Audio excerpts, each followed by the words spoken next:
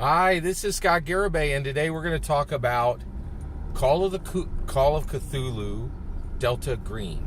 So I'm incredibly blessed. I have been given an invitation to play in a Call of Cthulhu short story arc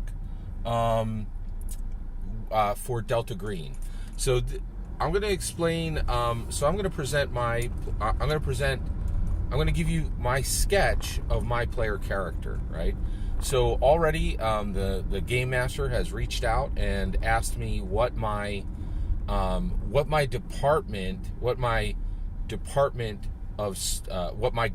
department is, what governmental department I'm connected to. And it was a really cool list, but there was some very traditional, like military aligned, the Navy, the Air Force, there was Department of Energy, Department of Transportation, all the traditional departments. And the one that really got me excited was Department of Agriculture. So I chose Department of Agriculture, and based on that, I'm going to kind of give a sketch of my player character, right? But first I want to present my understanding of Call of Cthulhu and my understanding of Delta Green, and invite you to correct it. Because I own the base starter set for Call of Cthulhu, and we will be running this straight. So basically the game master is going to run Call of Cthulhu, and we're going to use its rule set, and we'll be using the Delta Green overlay over that, right? So my understanding is Call of Cthulhu is a celebration of H.P. Lovecraft type horror elements, right? So the world is strange. And there's this cosmological horror in the world, shoggoths, and it could be demons, but even if it's demons, it's more like star-flung forces, really just strange and creepy. I just got done watching Guillermo del Toro's absolutely fantastic Cabinet of Curiosities. And I thought that did a fantastic job of sketching exactly how you could tell stories in the past, you could tell stories in the modern setting, but Call of Cthulhu is a celebration of the work of H.P. Lovecraft, and specifically cosmological horror that is ununderstandable, and it's not connected to Christian, Christian orient, like the nine circles of hell. All of it turns horror on its head because you don't know what to expect. And so I'm very excited. It's a true honor to be invited into this short story arc, and I'm excited for it. So basically, let me explain Delta Green. So Delta Green is simply saying, hey, the setting is modern, right? And I think you can run Delta Green even in previous settings, but my knowledge, this is a modern setting. And then although I think it's modern. And then what we're gonna do is so we have this modern setting, and Delta Green is the idea that the government is aware of these things and has actively been subverted by cosmological horror elements, is trying to use cosmological horror elements as weapons or as resources, or is simply studying them. So so this is kind of like I will be in an X-Force and an X-Files type position, just like Mulder and Scully, which is really exciting. So here's my player character concept. So my player character concept is Donald Fontaine. Okay, he is 28 years old. So let's do a little bit of math, right? So if that's 30 years ago, it's gonna be 2013, 2003, 1993.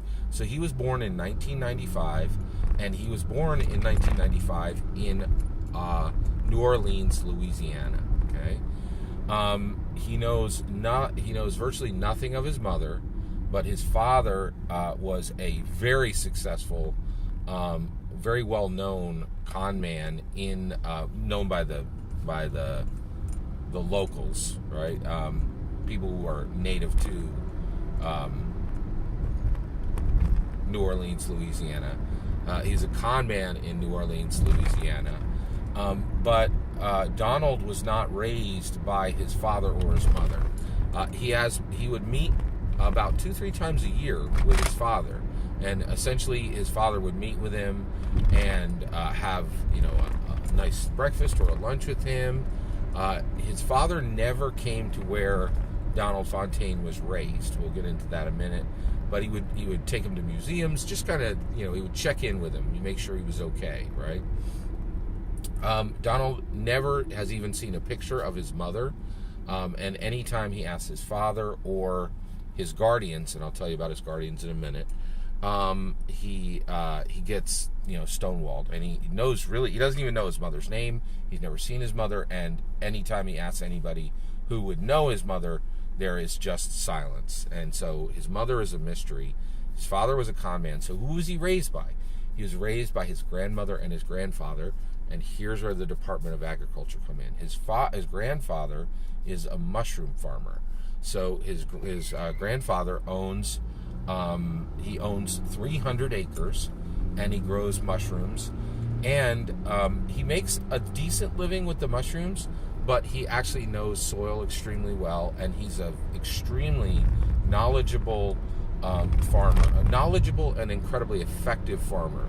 He has a love for the land, and he's able to grow mushrooms, and he's able to consult with other farmers in the New Orleans area and tell them how to grow their crops and assist if they're having trouble, right? And so, and he really doesn't get pay for that because he tries to help local farmers. He really gets barter and trade, right? And he's owed a lot of favors, right? And so he's not wealthy, but he does have some treasures, right? Quite literally treasures, like old antiquities that have been floating around the New Orleans area. He's extremely well known as a farmer, right? And on very few occasions, he's actually been flown out to different areas in the country because he truly is a soil expert. He really knows soil and the minerals that should be in soil, and how to find, and actually how to maintain, and how to turn arid land into rich, moist, verdant soil. So he's and everything he knew, he taught to Donald Fontaine. And so Donald Fontaine just did nothing but assist him on the mushroom farm, and just absolutely loved his grandfather, and his grandfather loved him.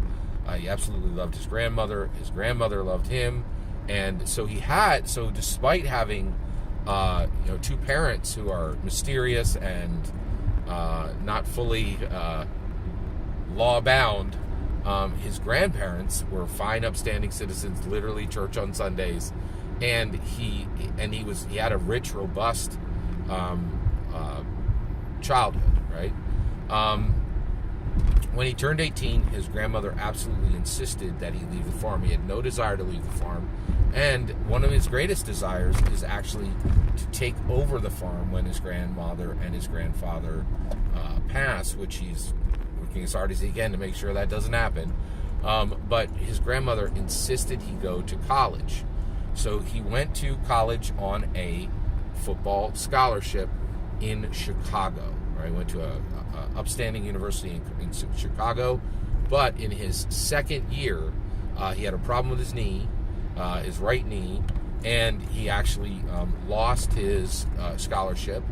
But his grandmother made sure that the rest of his college was paid, and at her request, he completed his bachelor's in criminal justice, right? And so with a criminal justice degree, and with a very solid knowledge of agriculture, he has now gone into the Department of Agriculture, and that is the story of Donald Fontaine. I'm incredibly excited and honored to be invited into this Call of Cthulhu short story arc. I'm really excited about it, and I'm very appreciative of you letting me share my concept for my player character. And now I would invite you. Are there any cool aspects of the story you think I should add?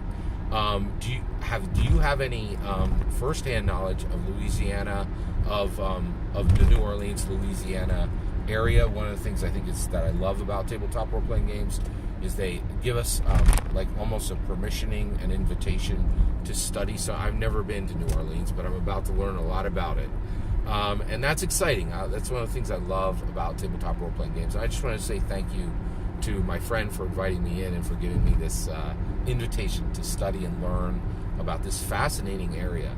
Have you ever been to New Orleans, Louisiana? Can you give me any tips on what that area is actually like, what the locals do? I'd love to hear that. Also, do you have any advice for me as so that I can be a good, dedicated, patient, and winsome Call of Cthulhu player? And also, do you have any tips for Delta Green? I would love to hear your thoughts. Thank you so much for letting me share this with you. And I cannot tell you how excited I am to be in this short story arc. Every single word of that is my humble opinion. What's important is when I get to hear your good advice back for being a great Call of Cthulhu player. Please consider liking and subscribing, and have a wonderful millennium.